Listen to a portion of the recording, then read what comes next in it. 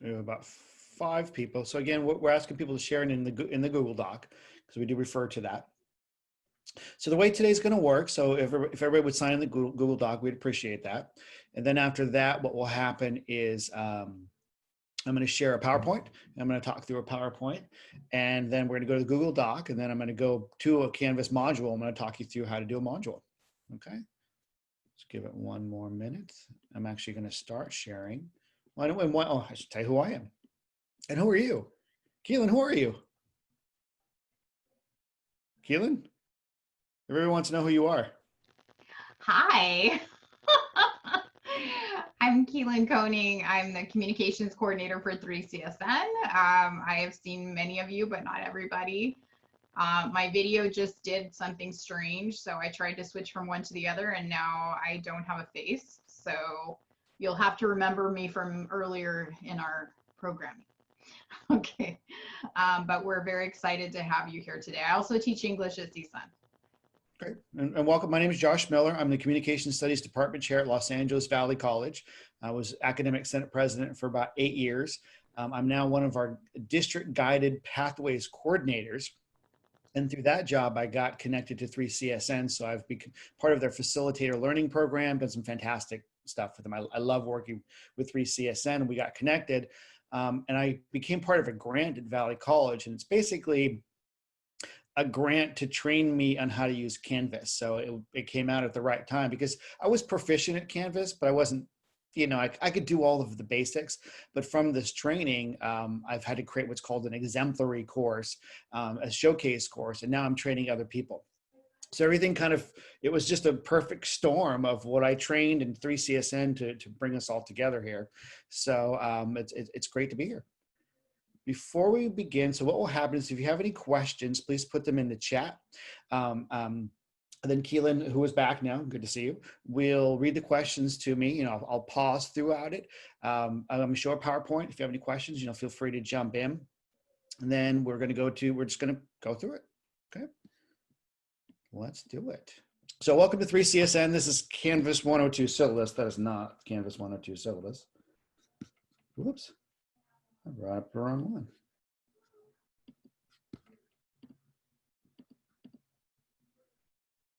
Okay, so I guess I just didn't change the title. Sorry about that.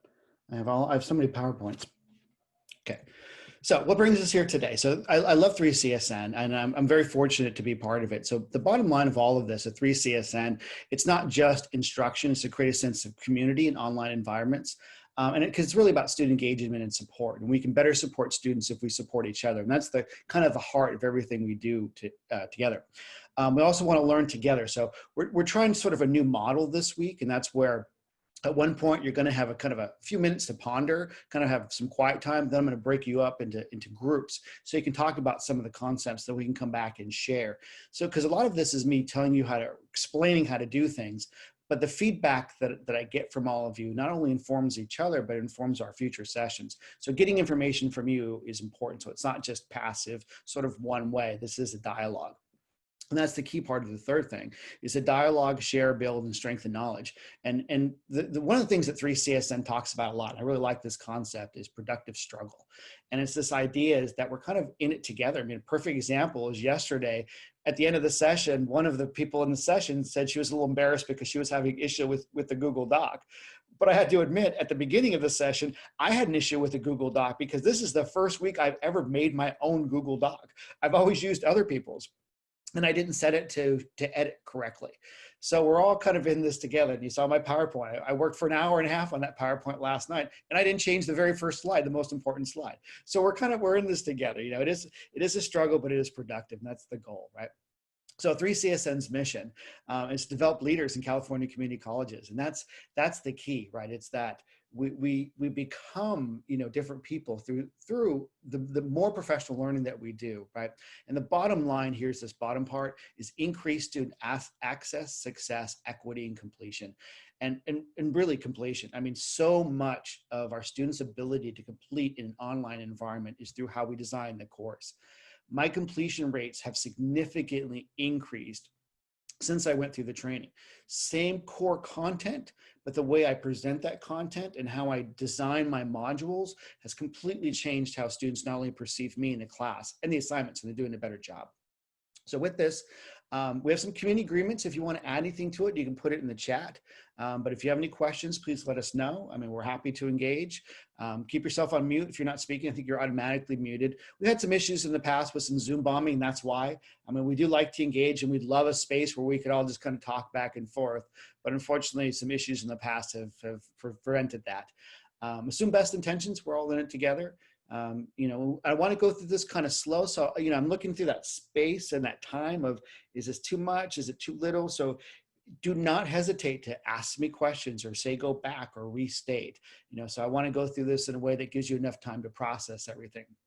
And this is important. You know, we're all learners and we're doing our best. I'm learning as well. I learned, this is a whole new way of doing a session for me. I did it the first time yesterday, and I'm learning. I've never done breakout rooms until 2 days ago. So we're kind of in this together. And there will be time at the end. You know, do not hesitate to speak. Okay. All right. So take a minute now as I'm going through these next couple slides, and open the Google document if you haven't already. There's a link in the chat. We'll keep placing that. If you have a Canvas course, take a moment to sign into it. If you have a course or a sandbox, or what you can also do is you can go to old courses. So a lot of times, so you can still go back and edit old courses and do some work on it. So if you have an older course from the spring and you want to work on that and then import it, that's a great space to work in. So if you access that space, that's great. Or even if you have some paper or something, if you can't access the Canvas shell, it's not a requirement. It's just something that if you can do it, great. But also create a space for note taking, you know, or, you know, within the Google Doc, if you want to put some information for yourself on the bottom because you have nothing else, that's fine. You know, that's more your doc than anything else. And again, if you have any questions, text us in the chat. Are there any questions so far? All right. Okay. So Canvas 102 learning goals. Every session I do, I always talk about the student perspective, and that's the most important part of modules, of syllabus design, of anything, is how are students perceiving your course. And that's why I recommend, you know, if you're not familiar with the student view in your course, spend time in the student view. And one of the best things you can do is ask your students, you know, multiple places in your course. So for example, what I did in my spring class, I asked students to specifically comment on my assignments and my modules. And I put it as a discussion. What do you think? How do the modules work for you? Name assignments that helped you. Name assignments that I should get rid of. So sometimes getting them to engage in the course is important. And backwards design is the key to module development. You have to ask yourself, what are you hoping to achieve at the end? If you are that type of instructor that just does like a big multiple choice midterm and a big multiple choice final, how do you get there? If you do project-based learning, what is that project? Because the module doesn't really develop well unless you know what that project is. So you got to get that. So what are those things that you want them to do at the end? I'm fortunate because I teach public speaking, so I know that I have 4 speeches. But when I'm developing a course like intercultural communication, I have to ask myself, okay, so what do I want them to do? Obviously I want them to do a speech on culture, but then what is that other piece? What do I want them to know about culture? And how will that manifest itself? Will that be a group conversation, a group project? Will that be a paper that they're writing? And then, so if I decide it will be a 5 to 7 page paper that they're going to write intercultural communication, how do I build my module to get to that? So it always begins with that end point, and that's the key. What are your learning goals and how do you get there? Okay. We're also going to talk a little about curating, creating content, because your modules are nothing without content, right? That's sometimes I have people say, well, how do you do a module? And I say, well, here's how you do it, but they don't have any content. So you can't really do much. So your module is a compilation of your assignments, of your quizzes, of your content pages. All of that has to come together. So you have to build those to make the module. Then we'll also talk about module creation. I'm going to show you how to access the module feature on Canvas, find module templates from the Canvas Commons, tailored design of modules to the needs of your course and your students, and finally, we'll talk about the development of a module. Okay? Any questions? All right. I don't see any, sir. Okay, so these are inquiry questions, and that's a key element of the 3CSN model. It's not just information presentation, it's inquiry questions for us, but also for all of you. So when you're developing this, you should have these questions in the back of your head. How can I make sure that I'm clear about the basic knowledge that students need to be successful in this course? And clarity is the key. So when I did my training, I had to evaluate another professor's course and review it really. And it was interesting because you could tell that this professor knew a lot about this particular content. But as there was 20 of us going through this training, as we're looking at the course, as a student, it didn't translate. And that's very important because when you're in front of a class and you say something and it's not clear, they can ask questions, or you can reframe. You can look at your audience, you can go, okay, clearly they're not getting it. Let's redo this. But in an online environment, you are not with them as they are evaluating or looking at the course. So it's really important that your course be as clear as possible. So what basic knowledge do they need? Because if you have a final project and it's not clear how to get to that final project, students may never ask for clarification questions, and they may just drop because they're confused, or that product that they produce may not be well done. So I found that clarity of modules significantly enhances the quality of the work that students submit. The next one is, how am I designing my modules in advance? Help me to think through how students will engage in my course learning material. So there's a model when I'm going to go to the Google Doc. You'll see there's a chart. So what I do with my modules is I like to sort of chart them out. So part of my training was sometimes you step out of the Canvas course and you think through what you're doing. So if you'll see, there's a chart there for my cultural speech, or a table in the Google Doc. So what I've done is I've kind of broken it down, and you set a framework for it. So that's important. The design is key. And how can I make it super clear to my students that my modules are a guide for course learning goals? So the first step is, do you know what your learning goals are for your class? And that's difficult for a lot of people. So you have to sit back and go, okay, so we have our student learning outcomes. Once you have your student learning outcome, how do those break down into goals per unit or module? And then how do those manifest themselves in those assessments? And that's key. Okay. All right, so building modules. When you build a module, and if you want to look to my Google Doc as well, the Google Doc, what you'll see is you'll see how I've kind of built a module in a kind of an Excel file, really. So develop your long-term and short-term learning goals. So for your entire course, what do you want them to learn per module, or what do you want them to learn by the end of the course? Another way to look at a module, and sometimes it's language, and I try to be careful of not using the word unit because it gets confusing to people. But when I say module, I actually mean unit. So module is the language of Canvas, but in my mind, it is a learning unit. So what is that section that I want them to learn? So some people do it by week. Some people do it by unit or learning goal. I do it by speech. So my modules are broken up into speech 1, speech 2, speech 3, or information that you need to build for your speeches, and then speech 1, speech 2, speech 3. So if you do it by weeks, which some people do, that's not necessarily a bad thing. But then you have to realize, if you're in a 16, 15-week course, you're building 15 different modules. My course has now 6, 7 modules. My first module is my syllabus, and I have an extra credit module at the end, and I build.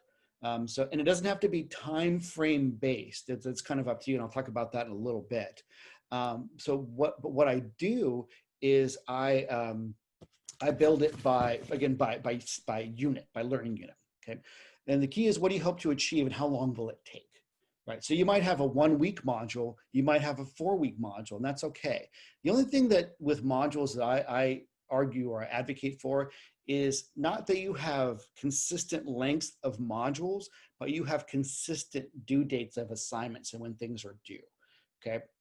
Because if you have a short module, students aren't really going to know the length of a module. But if you have assignments that are due in one module on a Monday and then the next module on a Wednesday, it's going to confuse them. So consistency of due dates is important.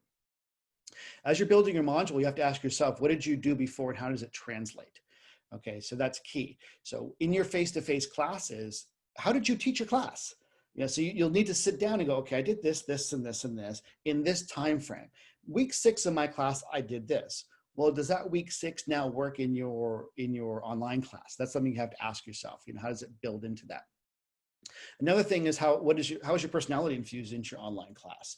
And that's key of module development. Any course development is how you are embedded into it. Now, with your module, You have to develop a module plan or a template. So you'll see on the Google Doc, I kind of have a basic template, and I'll show you what it looks like in my module in a few minutes. But I kind of do, every single module that I have starts off with my goals, or this is my introductory page to the modules. I have reviewed other people's courses, and even though it is broken up into module 1, 2, 3, 4, 5, I have no idea why. It feels like it's just module creation for its own sake. What I do with a module is I'll have module 1, and here's the information. Here's what you're going to learn in module 1. And then module 2, I refer back. Here's what you just learned in module 1. Here's what you're going to learn in module 2.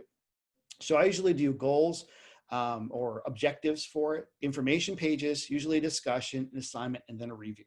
Okay. So once you start to develop that sort of template of your module, then as you start to build them out, then you have a plan for your module development, and it becomes a lot easier. It's kind of like when you're teaching in a class, you know that, okay, Tuesday and Thursday, I have this amount of time. So I'm going to do this here and do that there. And then then next Tuesday and Thursday.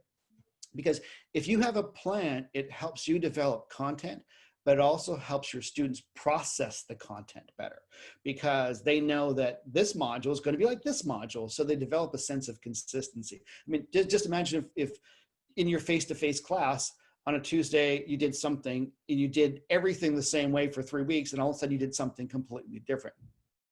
Even if you did something different, which is fine, you probably would explain to your students why you did it different or how you're going to do it different. So if you're going to develop modules, you have to build that into it as well. And like I said earlier, consistency is important in design and due dates. Before I move on to the next slide, because this is a lot, are there any questions? All right. Josh, yes, there is a question from Ellen. Are modules mandatory? I hate to say mandatory. I would say no, not mandatory, but I would say necessary. And I'll explain why, I'll explain why no. The reason why is because if you just have a series of pages and assignments and discussions, students will then have to go to your pages and then your assignments and then your discussions. And this will become clear when I actually get to the module. All the module does is allow you to arrange content. So the modules aren't anything other than a space to put your content in. So if you just have pages, the student wouldn't know which page to go to. And then if you have an assignment after a page, they wouldn't know that. But then you would do is you'd build the module and you'd put the content page, and then you'd put the assignment afterwards, so students know that assignment follows that page. So it's a framework, and it's an organizational structure for it. Okay.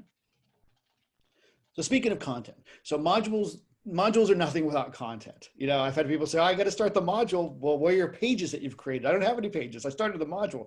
You got to have the pages first. So that's why once you develop your plan, then you go, okay, well, I need a content page that explains this. I need another content page that explains this. Now I need a discussion page. Now I need this page. So you have to develop all of the pages first. So when you're developing content, you have to ask yourself, where do you get your content from? So you can write your own pages, you can record your own lectures. So a good example is we're on Zoom right now, and I have it in the end here, right? So what you can do is you can speak, and I've done this already. I'll set up a Zoom session for myself and just record myself talking, and then I'll post it for my students. So it's just me and the camera, and it's great because it's captioned, it's personable, it's connection. So sometimes I have recorded probably 12 of my lectures. And so what I do is some of my content page, literally, it's just watch my lecture, and this will explain your next assignment. So how are you going to get your students to that assignment is something that's important for you to uncover. So you can develop your own, you can write your own pages, you can record your lectures on your phone, you can use YouTube, Zoom. Obviously, if you're going to use any sort of video, you have to make sure that they're captioned. The great thing about Zoom is that if you record it, they will caption it for you. There's also something called 3C Media Solutions. That's what I use. So I literally went to the classroom and recorded myself in a classroom for some of my lectures. I upload them to 3C Media, and they caption it for you. But just kind of a heads up, 3C Media is a fantastic service, and they do provide captioning services. but they're funded by the Chancellor's office, and that funding is not consistent. So if that's something that you want to do, make sure you get up there soon. You can also get content from the Commons. I'm going to show you how to do that. You can get fantastic pre-built modules from the Commons. A good example is I taught intercultural, and when it went face to online, I wasn't sure what to do, and I found a great deal of content on the Commons. Another way to get content and modules is your colleagues. So a professor in my department taught intercultural, so he put his course on the Commons, and I just picked it up, and then he took it off the Commons. So I just had to kind of rebuild around what was already built. And there's tons of information on the web. Okay. So just kind of a heads up, what we're going to do after I explain modules a little bit, we're going to have a couple of different things that we're going to do, a couple of different moves. One of them is we're going to have a little bit of sort of quiet time, individual practice time for you to look over your Canvas page, look over the Google Doc, that kind of stuff, to kind of process things. And then what will happen after that is that I'm going to break you up into groups. And a couple of you did that yesterday. And the idea behind the group is to get people together, just kind of share, bounce ideas off each other, talk to each other. And then what we'll do after that is we'll come back, because that helps. Maybe you may not have a question now, but you might start to develop a question, or you want to make a point or make an argument for something fantastic. So we want to hear back from you at the end of that. Okay. Any questions on this before I move on to showing you the module? Okay. Could I just make a quick comment, Josh? Sure. So one of the things that we're noticing in our learn and practice sessions is that sometimes you feel like a little stress around building like something in 7 minutes. It's kind of like, So we just want to remind you all that this is like just a way to just start and practice a little bit and think about it, so that then when we go into the breakout rooms, we can really talk about some of the cool stuff that Josh is talking about. For instance, how do we intentionally design? How do we backwards design a module? This is one of my biggest challenges. So I find myself, my modules, I try to do it by date. I try to do it these different ways. So I'm really in it with you all too, as we think about like how we can intentionally design them. Cool. All right. So I'm going to share my screen here. Okay. So module design. So I'm going to go to the Google Doc real quick. So what I put down here is, so this is a sample module design. I'm going to move it down a little bit so it's on one page. So these are my basic sort of designs for my modules. So every single module I have a content page with an introduction. So this is a module for my cultural narrative speech. So I have to ask myself, how do I get to that speech? So they need to know about culture in general, the concept of culture, but they also need to know the logistics of the assignment, right? So I kind of have a discussion here about sort of the concept of narrative and culture. Then I have an assignment explanation. Then I get a little bit deeper into what is culture and what does it mean to you. And then I have the topic that they have to submit. Then I have a speech review. So what I have them do here is I have them go to YouTube and look for cultural narrative speeches. So kind of, they look for their own samples. And then what I do is I have a content page, and and since I started doing this, the mistakes have almost completely stopped. So part of your content development is almost acknowledging what the students consistently don't do correctly, right? And a lot of them weren't recording correctly. Later on, when I get into my speeches where they have to write out, it's basically a 5-page paper, I was almost always getting the same 30% of the students doing the same mistakes.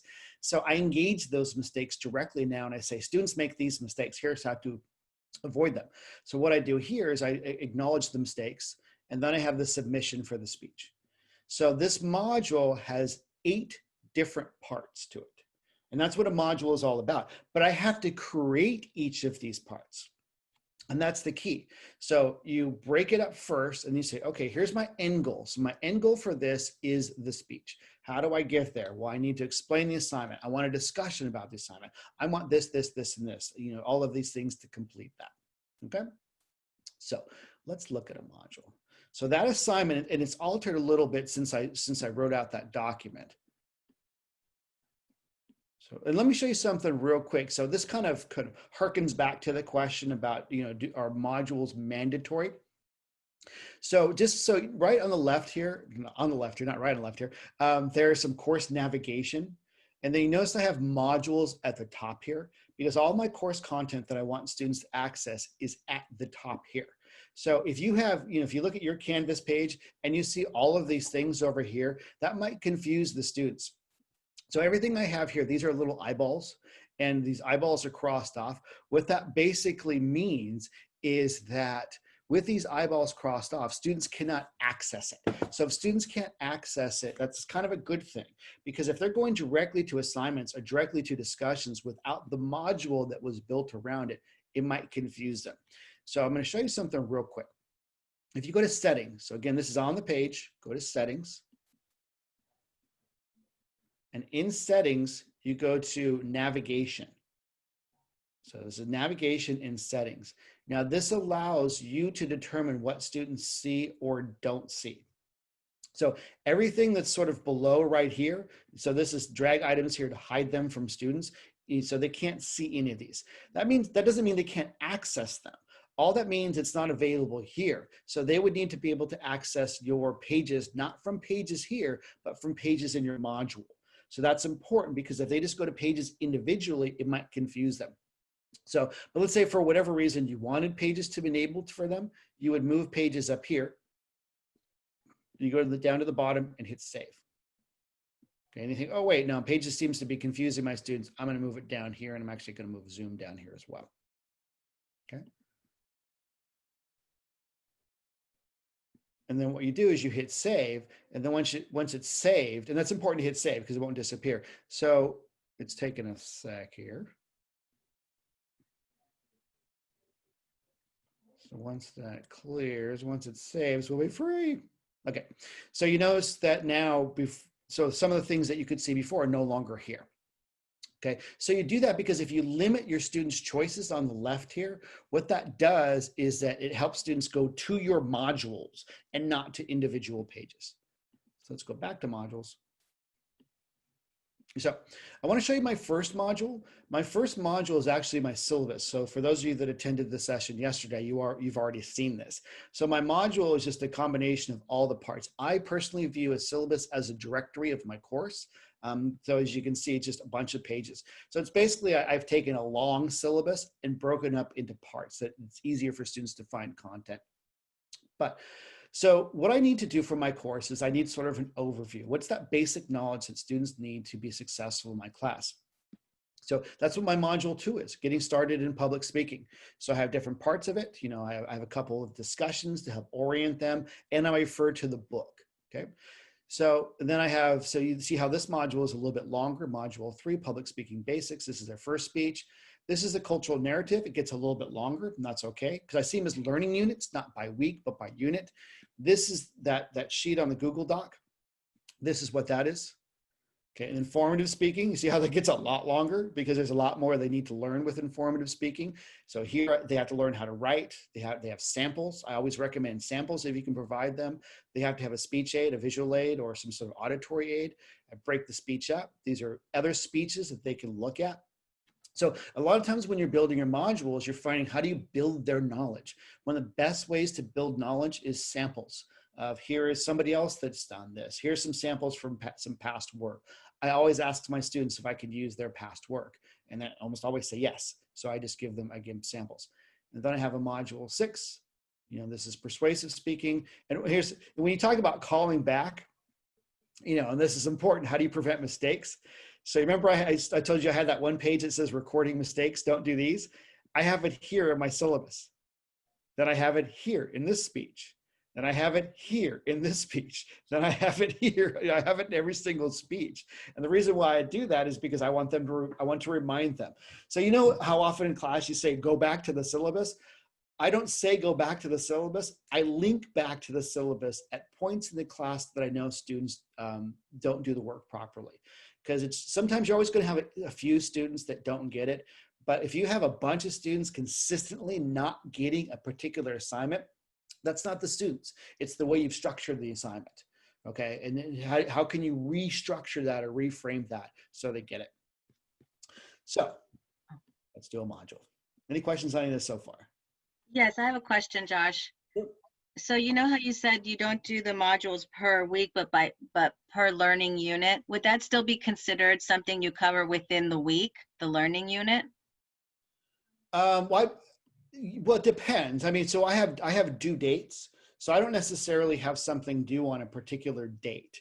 I have particular days that they're due, like all assignments will be due on a Thursday, but they might go through an entire week with not, they might have a discussion on a Thursday, and that might be it, right? So I don't necessarily. So what a lot of people do is they'll say, you're going to read this week, and this week on Thursday you have this 5-page whatever, next week on Thursday you have this 5-page whatever, and consistency is fantastic. I build into the speech, and I try to find ways that it's appropriate. And time, well, a good example is with this speech right here. The informative speech takes so much more work than the persuasive speech, because they have to choose a topic and get it approved, then they have to write the speech and get it approved, because I literally go through the entire speech. Then they have to have time built into it where they have to then take that written speech and practice it. So I might have a week without an assignment, but I let them know that you don't have an assignment this week because on Monday your speech is due, and here are the expectations for that speech. Okay. All right, so let's go to a module here. So you go to the top here. So, and I have a bunch here. I just have plus modules. So that's how you start. You go to plus module. Okay. Then you add your name or whatever module you want it to be. You can do a test module. Now, this lock until. So that's kind of a philosophical conversation you have with yourself, right? Do you want your modules to be locked, or do you want your modules to be open? So if you want to have, so if you build your modules in advance of the course and you have 10 modules, which you may, or you may be building your module a week at a time because you're like, oh my God, I don't know what to do. I haven't done this before, which is fine. My very first class was like that. I was building the module every week. But once your modules are built, do you want your modules to be open to everybody, or do you want your modules to be locked? Okay. So locked means they can kind of see parts of it, but they can't really access it. So if I want to lock a module, I hit lock until, and then I hit the date. So what that means is that, and this is great if you have a module that are built by week. So you can let your students know that next week's module will always open up on Sunday night at 10 p.m. So you can set up your modules that every week it will open up at 10 p.m. My philosophy personally is I like all of my modules to be open all the time. So I literally unlock the entire course for the entire semester. Some students get ahead, I don't mind. Some students get behind. I let them know they're going to pay the price if they do, because it depends on what your personal bias is or what you think, so I love to be able to, I've taken, online training courses where it was open through the entire time. And I love that because I like to anticipate knowledge. But I've also been in other ones where, you can't access it until Sunday at 10 p.m. That's fine as well. But I like students to be able to access it all the time. So that's your lock until. You can decide if you want to lock it or not. Another way to keep it sort of unlocked is not to publish the module. So you can unpublish or publish modules as you go through it. Add prerequisite. I'm not going to do this right now because I want to show you this on a module that's already active, but that's something you can do, and I'll explain that in a sec. So you hit module. So whenever you do a new module, it's always going to end up at the bottom. Okay.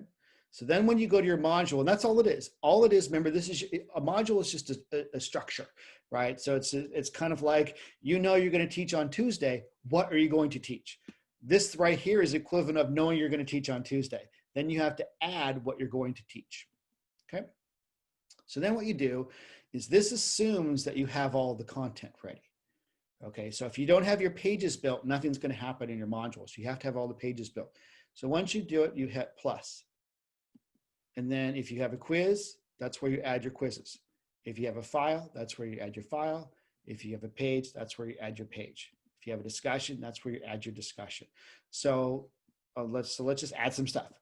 So first I'll start off with the page. I'm just going to pick random pages. I'll do Canvas quick links, and you can indent if you want. I'll show you that in a sec.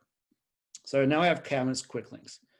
And then let's do a discussion. I'm going to add fear of public speaking in because people are so scared of public speaking.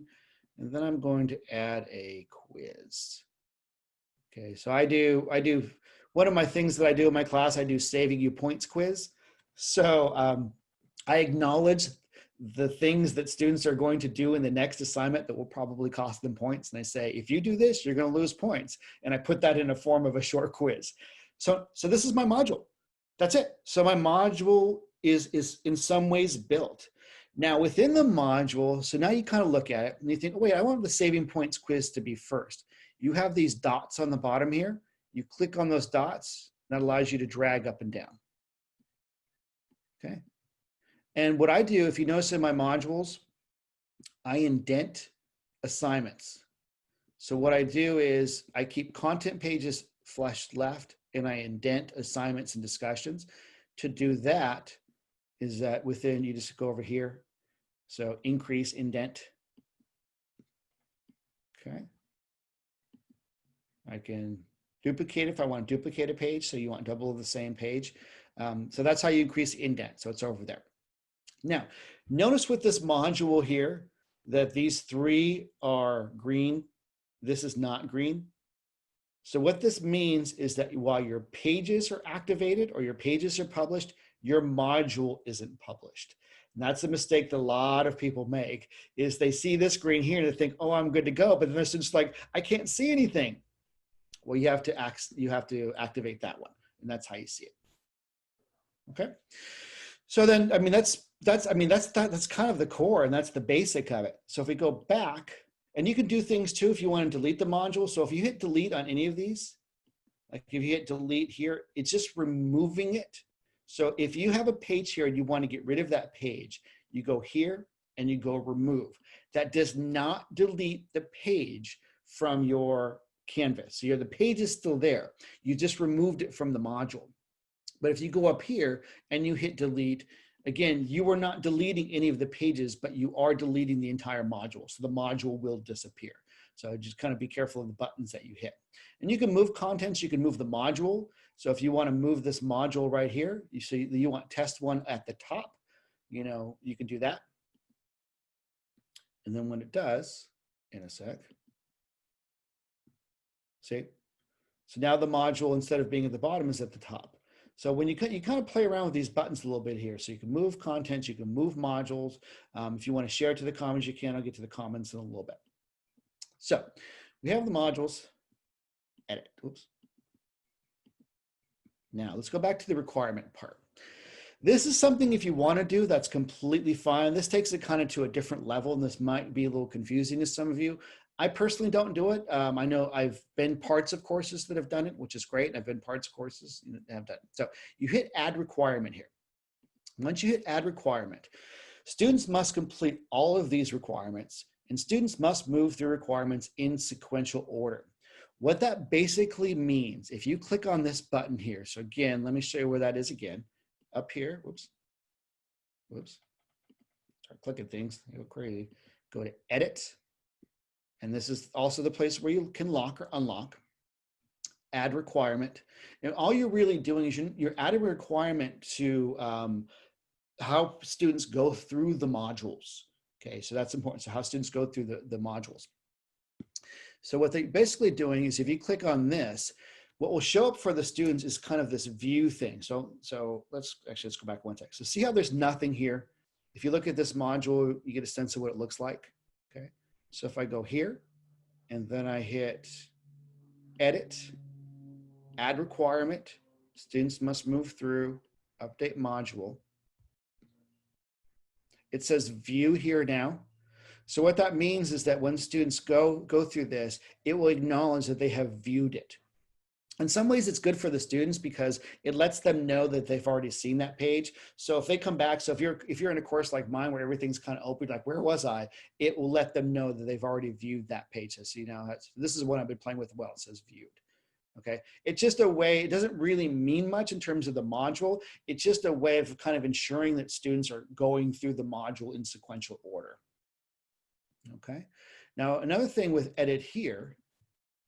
So this is the first module, so it doesn't work here. But if you go to the second module and hit edit, something else pops up, and that is add prerequisite. So that's something that you can do as well. So what add prerequisite basically means, if you click on that, is that if you open up everything, you can also say, well, you can't get to module 5 until you've gone to module 4. So you can, what you can do is you can make all the modules not really lock, but in some ways, you're making sure that the students at the very least are going through each page in the module 1 before they get to module 2, before they get to module 3. Okay, so obviously you wouldn't see that in the first module.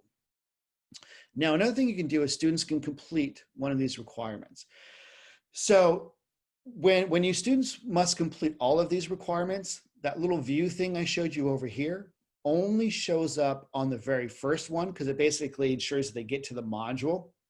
If you go down here, it's a little tedious and it's a little time consuming, but what this one does is it allows the students to view each individual page. So if my first page, so students must complete one of these requirements about the instructor, view the item. So what this means is that, see how it says right here about the instructor? What that second part basically means, and if this is confusing to you, completely cool.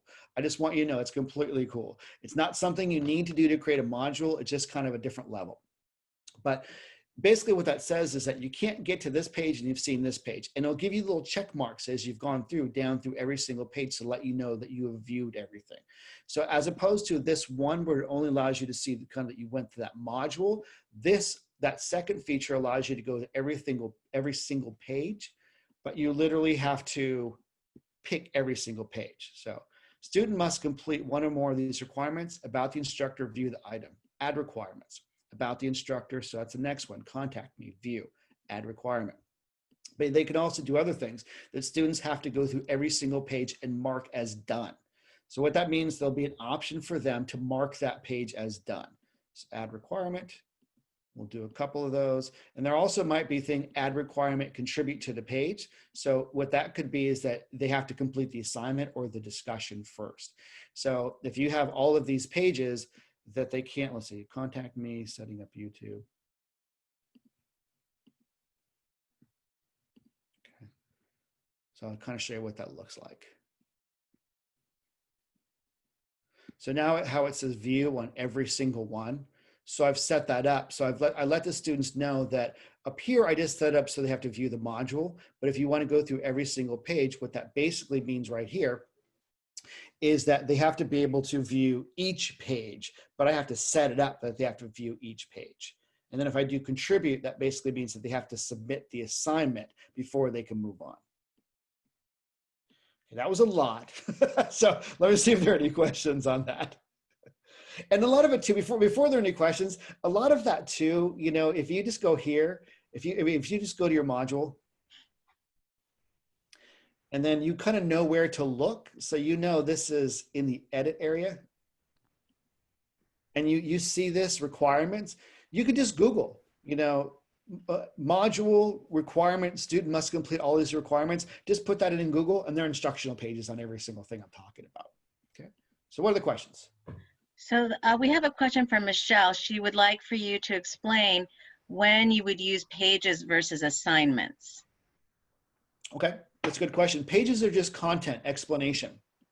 So if you look to my module here, so let me show you that this is the manifestation of that table that you have in the Google Doc. So this is my module. The very beginning of each module. And also you can break down the better the structure you have, the more consistent the structure, the easier it is for your students. So this is my information page. This is a review of the previous module, an overview of the upcoming module, sort of objectives of the module, and outcomes. So here's my goal, sort of my learning goals, and here's what they should get out of it by the end. And I always have additional help. So this is a page. So a page is just content. Here's what I want you to get. Okay, so every single one of my modules has an introduction page. And so it's just like this, okay? But then I have to get to the assignment. So this is an example of an assignment where I explain what I mean by culture, but then I also have a video where I'm talking about culture itself. So this is just another page. That's all it is, it's content. A page is the equivalent of lecture. right? So think about in a class, what you're doing. You're either lecturing, you're having discussions, or you're having some sort of assessment, a test or a quiz or a paper that's due or something like that. The page is the equivalent of a lecture. Okay? And then, so here's another, this is my lecture basically where I explain what the assignment is that they're going to have to do for their cultural narrative speech. Okay. And then I get into a discussion. So, and this is the discussion where I talk about culture and the concepts of culture, because I want to orient them into the concept of culture before I get to the speech. So you notice here, I also have a template for my discussions. So each of my discussions has a prompt, it has guidelines, it has a rubric, and has additional support. So my additional support, this is usually where I link back to my syllabus. So here I have how I grade and participate in discussions. This was where I explained in my syllabus how I grade and participate in discussions. In my syllabus where I talk about plagiarism, when I get to my writing assignments, I link back to that. Hey, don't do this because it's going to be bad for you if I catch you. Okay. Then this is where they have to do their topic. So this is where basically this is their first assignment. So the last one was a discussion to talk about culture. This is an actual assignment, and all they have to do here is they just have to present their topic. So here are my cultures I'm thinking about presenting. So then I have here, so, and I give a sample. So here's my sample. Here's the prompt. Here's what you have to do. Here are the guidelines for the assignment. Here's my rubric for the assignment. And if you need additional support, here you go. This is where my rubric pops up. Okay. And then the YouTube speech. This is another discussion. And then here's my content page where I remind them again, don't make these mistakes. I have this 15 places. I'm still determined. I still had a couple. That's my goal in the summer class is not have students do this. I've seen up so many students' noses. It makes me uncomfortable. And this is their speech. So before, remember I had that content page of the guidelines of the speech. I'm back to that content page here. Then again, I have the prompt, I have the guidelines, I have the rubric and additional support. So you notice what I have here is that I have the module sort of framework, but I also have a framework for each individual page. Once you start to develop that framework for your pages, it helps you and it makes your work quicker. It's kind of like the first time you went to class, you're like, oh, I got you. You all had that nervousness. Oh, the students aren't going to like me, or I don't know what I'm doing, that kind of stuff. But then you start to develop that framework in your head. Here's how I talk. Here's how I present. Here's that one thing that they like. So so once you have that framework of how you present information, then you apply that framework to each page and each assignment, and it'll make your life easier and students' lives easier as well. Okay. So Josh, there was a question. Cynthia asked, for the discussion, was there a link to take them to the discussion page in Canvas?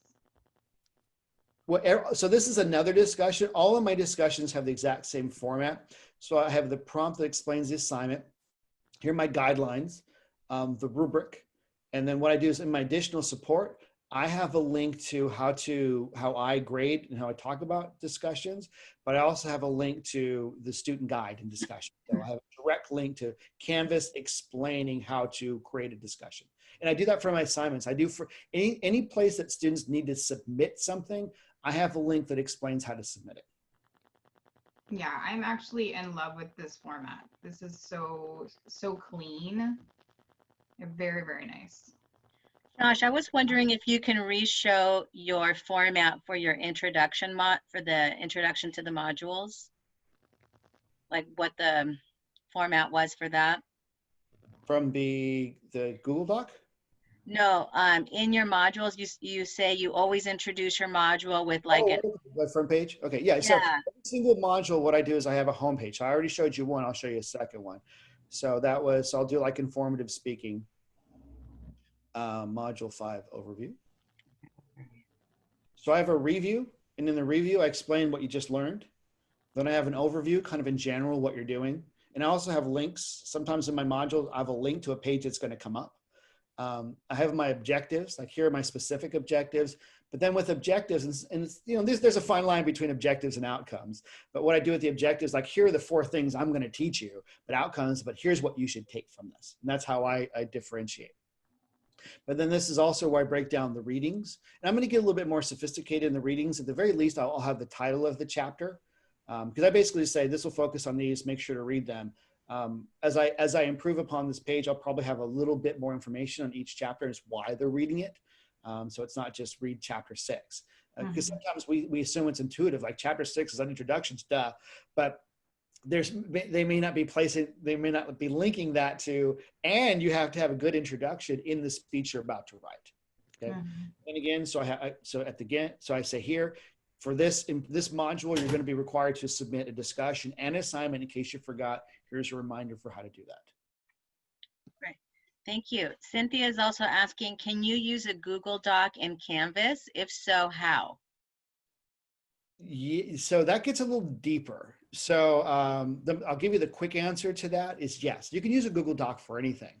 The only thing about Google Docs is that it's not necessary unless you set it up. And I think what's pretty accessible, you have to be careful of any external document that you set up. And that's why I'll do a session probably next week, Keelan, on accessibility. And also we have some sessions available. You have to make sure they're accessible. So yes, you may create a doc for your students. And I've done tons of classes through various programs where they set up a Google Doc and have students engaged. And the only thing is how you take that Google Doc and translate that back into an assessment, right? So if it's go to this Google Doc and then work on this, and how do you then, what's the grading mechanism, or how does that lead to an assignment? Google Docs are great. But also if you want to create group assignments for your students, which I won't have time to go to today, there's a direct link in Canvas to set up Google Docs, and you can break your class up into groups, so only that group will be allowed to access that Google Doc. Yeah, and you should see that under collaborations, and you can see we have a couple. I do those sessions on collaborations with Google Docs. I use Google Docs all the time with my students. So you can definitely check out that video in our archives or on our YouTube channel under Wayfinding Online. But it sounds like I should probably do, I keep forgetting to do another session on it. So it's probably a good time to do another session on collaborations as well. And then think about, how you can pull that in. But the nice thing about collaborations is that you can do it directly inside, like it lives inside of Canvas. All right. So what we're going to do now is that we're going to break off for about 5 minutes. We'll come back maybe about 4 to 5 minutes. And the point of this break is just kind of process. Go to the Canvas 1 or 2 module, look at your own document. If you have something in front of you, play around with the module real quick. So it'll take about 5 minutes, and I'm going to go dark for a little bit, and then we'll come back. And then what we'll do from there is we'll break you up into groups. And then for the point of the group sessions is sort of talk about, okay, what am I working through? What's my process? That kind of stuff. And I'll explain the group process when we get to that point. Okay. Any questions before we head out? We'll be back in a couple minutes. All right, everybody, we're back. Saw some people working, which is good. Did a couple things as well. Because even as I'm working through this, I'm thinking of ideas like, okay, I could do this, this, and this, and this. So I'm always looking at ways to improve my module development. So what we're going to do now is we're just going to take about 15 minutes. And the idea behind this is kind of break you up into groups and communicate with each other a little bit. Because a lot of this idea development comes from communicating with each other. So what are you thinking about modules? How do you feel about the process? Philosophy behind it. So there's no way to really converse. It's completely up to you. So I'm going to share the Google Doc real quick, and I'm going to keep that shared. Oh, we won't be able to see it anyway. So the basic process that we have here is called the last word protocol. So last word protocol, we break it up into sort of 5-minute segments, where we're about 3 people. I think we might have one group with 4 people, but so you might have to kind of trim in a little bit. But the primary speaker, so say hi, introduce yourself, see how things are going. And then you have the primary speaker. The first speaker is going to speak for about 2 minutes. And then the next person will respond for about a minute. And then the person after that will respond for a minute. Then the primary speaker has the final minute to respond. The reason why we do this is so everybody gets a chance to speak and share. But also it's kind of structured. So we don't have a situation where one person is talking for a significant amount of time. And then I say, hey, everybody, we come back, and then nobody else has spoke. So it's structured around, this is a great thing for students as well. When I first learned this, it's an interesting way for students to engage in conversation. I mean, I really like it. And it focuses and it develops their ability to focus on a point. So we're gonna do that. And I will give you time signals, kind of basically virtual time signals, so that you have 5 minutes, 10 minutes left, that kind of stuff. Are there any questions on that?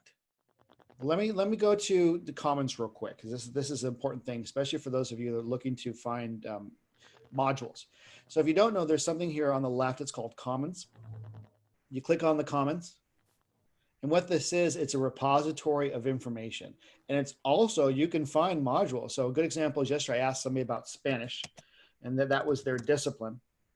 So you can search on the Commons. You will have, so if you're looking for a particular type of, actually, no, since we talked about nutrition, TRITION. So just a general search for nutrition, there are 333 results. So it could be full courses. It could be discussions that you're looking for. Yeah. So what you do on the Commons is you can search by most relevant here. You can search by latest, most favorited, or most downloaded, or you can filter it. And you can filter by modules. So if you want to look for modules on nutrition that are undergraduate and graduate. So we had those 333 results. Now we have 18 results. Or maybe you want to look for entire courses. So there are 44 entire undergraduate and graduate courses on nutrition available in the Commons. So as I said before, when I first taught intercultural communication, I pulled in an entire course that was fantastic. And then I just kind of worked through it. So a lot of times on the Commons, some of the work that you need to build, it's already built for you, and you can just kind of edit it and reframe it and change it. And that's what I've done. So I guess we have to go. Are there any quick questions before we say goodbye? I'm setting up another one for you all in case you do want to continue. I'm Okay. just setting it up right now. So I'm happy to hang out in another space, in this other space. If anybody wants to go in a little bit deeper, if you want to talk more about the Commons, or if you have any questions, I've got the time. There's a quick question here. There is no way to add text to a module unless the text is already in a file, right? Well, I don't know what you mean by file, but you have to create a page. So usually text comes in the form of putting on a page. I recommend against having external files linked because there could be accessibility issues, because if it's a PDF or something, it might not be formatted correctly. I recommend if you have any sort of document, PDF or Word document, you copy and paste that to a page on Canvas. And then either go to 3CSN archive on how to make it accessible, or attend a future accessibility session. And I can talk you through that. It's easier to make a Canvas page accessible than it is to make like a PDF accessible. Like if you don't have Adobe Acrobat, it's impossible to make a PDF accessible. Oh, okay. all right, I am putting this link in the chat, and it enables join before host. So you will be able to go in there, everybody, if you would like, and continue the conversation. We have gotten some amazing ideas from all of you about future, about a session on discussions, about for a session on another element of things. So that Ellen brought up. So, we know that some of you are starting your classes coming up. So we're here to support you. Feel free to let us know how we might be able to support you. You can email us at ask@3csn.org, which is in every email that we send you, if you have other ideas. Okay, take good care, everybody. Does anybody want to go Thank the you. link? Does anybody want to go the other link? Let me know. Yeah, Yes. click on that link. Click on the link because we're going away. All right. Okay, bye. Copy and paste. Uh, Bye-bye.